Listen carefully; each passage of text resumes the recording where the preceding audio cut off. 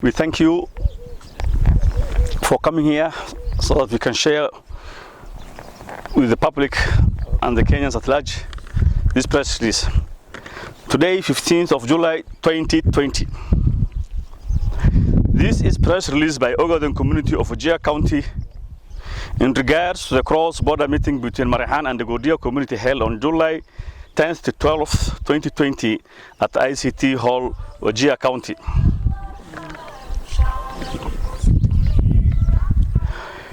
We wish to state the following. 1. The border that Wajir County shares with Somalia along the neighboring Degodia region in Jubaland state, which is predominantly a settlement for the Marehan, stretches from Lakutulo in Wajir East up to Haralawayo in Wajir South, which is less than 10 kilometers from Dobli town of Somalia. The Ogaden community, which borders and settles almost 90% of the border stretch within Somalia, has been deliberately excluded in this very important security and economic meeting. This in itself is suspect and raises serious security concerns which must not be taken lightly. Major key communities like the Ajuurans and Ogadens, who are important stakeholders in the affairs of Wajir County, and more so, this sensitive security issue affecting the long stretch of border line with Somalia, were deliberately excluded in this very important meeting. We, the Ogaden community, strongly refute the assertion by the Degodia community that they are discussing trade and resource sharing with Degodia region in Jubaland states, when indeed Wajir East shares less than 10% of the border stretch with Degodia region in Jubaland state. The laid down government procedures for engaging in bilateral trade agreements between two neighboring countries were deliberately violated. As Ogaden community living in Wajir County, which has the largest border stretch with Degodia region in Jubaland state, we support and applaud any peaceful coexistence between communities living the Kenya-Somali border. However, we are yet to understand why there is peaceful coexistence between the communities living in Wajir North, which has a border with Ethiopia, and the communities living in Wajir South, which has the longest border with Degodia region of Jubaland in Somalia, while communities living in Wajir East, which has the smallest border stretch of approximately 10%, has constant security issues with their neighbors in Degodia region of Jubaland in Somalia. This is a question for the security apparatus to ponder about as we look for a solution to the myriad security issues in this fragile border with Somalia.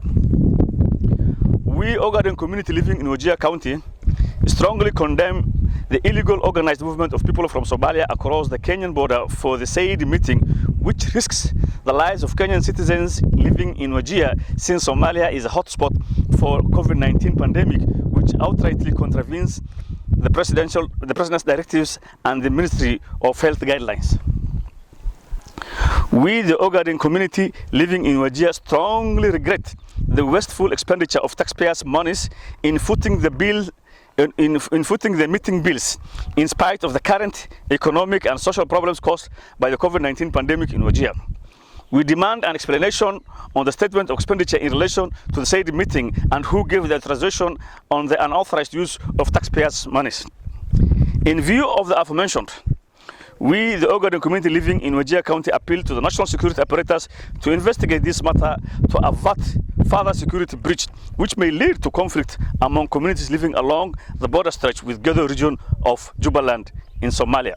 In the statement, we have indicated what we want and what our prayers is, and we are addressing these issues nationally, and the national government and the county government, the county governor is an extension of the national government here. So we are basically addressing him that way.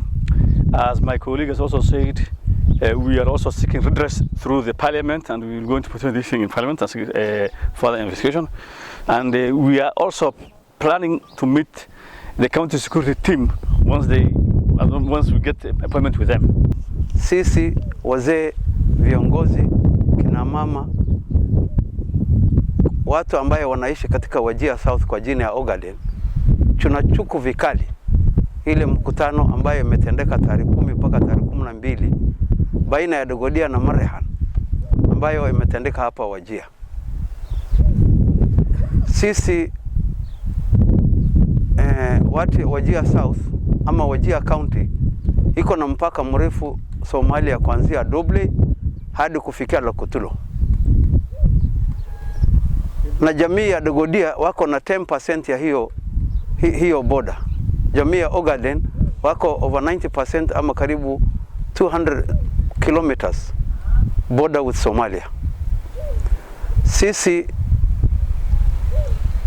tunataka kuishi amani na majirani zetu wakiwa upande ya Somalia ama upande wowote katika kaunti ya Wajir. Amani ni kitu muhimu, lakini iwapo tunafanya jambo kama hili wakati hii ambayo tuko na ugonjwa virusi vya COVID-19 na pia serikali yetu tukufu imefunga mpaka ya Somalia na Kenya, imekuwa ni jambo la ajabu ya kwamba tumeleta watu kutoka Somalia ambayo ni hotspot wa hii ugonjwa wa COVID-19 na wameletwa hapa Wajir bila kukaguliwa na mambo kama hiyo. Hii hakika inaweza kuleta ugonjwa wa COVID-19 kukafiri katika kaunti ya Wajir. La pili, Ogaden, Ajuuran, Degodia ni makabila kubwa ambayo zinaishi katika hapa Wajir. Lakini Ogaden na Ajuuran ambayo ni stakeholders katika kaunti ya Wajir hawakuhusishwa katika hiyo mkutano.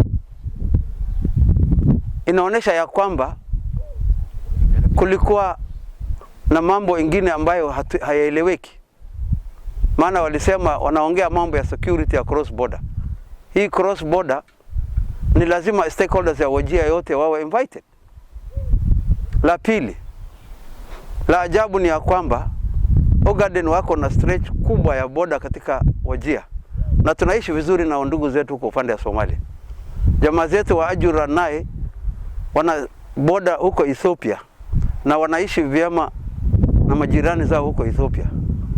Je, swali nyeti ni ya kwamba hii Wajir East ambayo iko na 10% na Somalia, mbona kuna shida mingi ya insecurity? Hii ni jambo ambayo tunataka national security operators wakague jambo kama hili. La tatu, wakati huu ambayo tuko na mambo ya economy ya Kenya imerudi chini kwa shauri ya COVID-19 na pia Wajir imeathiriwa katika hiyo economy. Je, hii mkutano ambayo pesa nyingi, rasilimali nyingi imetumika, ni nani ambayo ametoa gharama hii ya hiyo mkutano? Tunataka serikali investigate ya kwamba gharama ya watu ambayo wanatoa kodi katika Kenya inatumika vibaya bila ruhusa ya central government kujua. Na hii mkutano wale wamefanya organization pia wamepuuza sheria ya Ministry of Health ambayo kuhusiana na mambo ya COVID-19, na pia wamepuuza presidential directives ya kufunga border ya Kenya na Somalia. Jambo hili ni jambo ambayo inahusisha national security. Waangalie jambo kama hili, maana inaweza kuleta maafa kubwa ya ugonjwa wa COVID-19 na pia inaweza kuleta chuku baina ya makabila ambayo wanaishi across border. La tatu, hii Marehan wanaishi katika Gado region ambayo iko katika Jubaland Estate.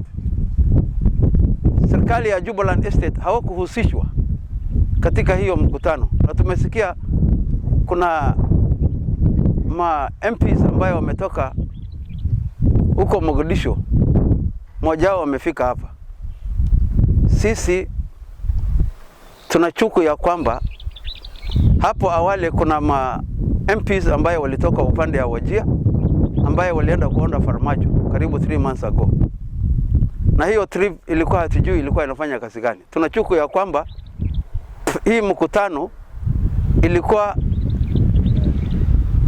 ni mkutano ambayo inaendelea, ni follow up ya hiyo mkutano ambayo MPs walienda huko, ambayo serikali yetu hawakujua hiyo trip ya kwenda kwa Farmajo, na pia nafikiri serikali hawakuhusishwa kwa hiyo mkutano ambayo imekuwa hapo.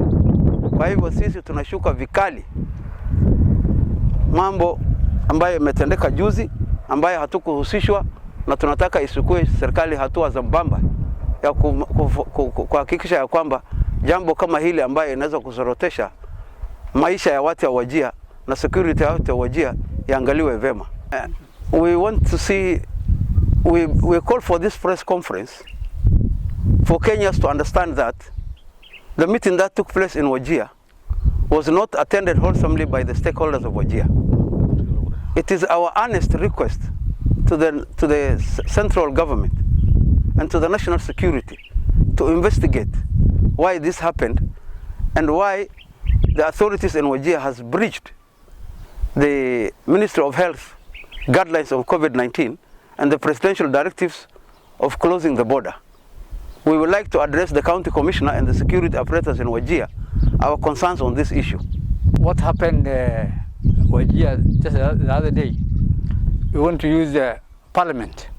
We will petition them and we want to write a letter to National Assembly through the Speaker so that this issue can be discussed at the Committee of Security, National Assembly. That was our next step.